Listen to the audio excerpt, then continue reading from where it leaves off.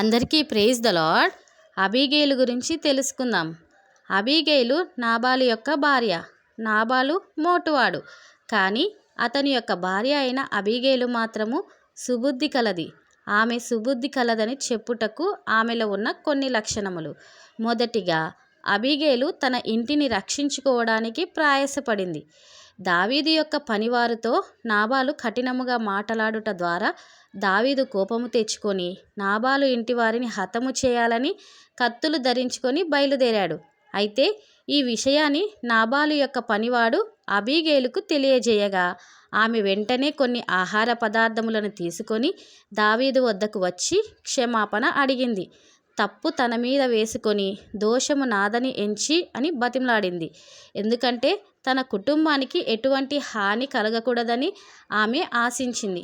తన భర్త పనికిమాలినవాడు అయినప్పటికీ తన భర్తను రక్షించుకోవడానికి ప్రయాసపడింది. రెండవదిగా, అబీగైలు వివేకమును మరియు తగ్గింపును కలిగిన స్త్రీ. అబీగైలు నాబాలుకు ఏమీ చెప్పకుండానే దావీదునొద్దకు ఆహార పదార్థములను తీసుకుని వెళ్ళి క్షమాపణ అడిగింది. భర్తకు చెప్పకుండా వెళ్ళడం పొరపాటు కదా అని మనకు అనిపించవచ్చు. అయితే ఆ సమయంలో చెప్తే నాబాలు వెళ్ళనివ్వడు. ఆలస్యమైతే తన కుటుంబానికి ప్రమాదం ఉంది. కాబట్టి వివేకముతో నాబాలుకు చెప్పకుండానే వెళ్ళింది. సంగతి అంతటిని నాబాలు యొక్క మత్తు దిగిన తర్వాత తెలియజేసింది. మరియు దావీదుతో ఆమె మాట్లాడుతున్నప్పుడు నీ దాసురాలిని అని ఆమె పలుమార్లు ప్రస్తావించింది.